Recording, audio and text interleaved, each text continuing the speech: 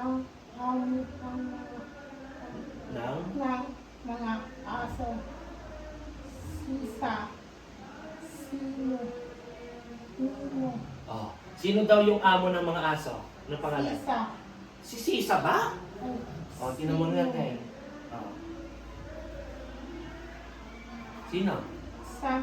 Si Simo ang amo. O, sino daw yung amo ng mga aso? Simo. Simo. Sino? Simo. Si Simo. Na. Ayun, dito. Ano letter ang sagot? B. B, Simo. Ilang ito, basahin. Ilang Ilang aso ang nabang ang hit sa ulod. tula. Da. Ah.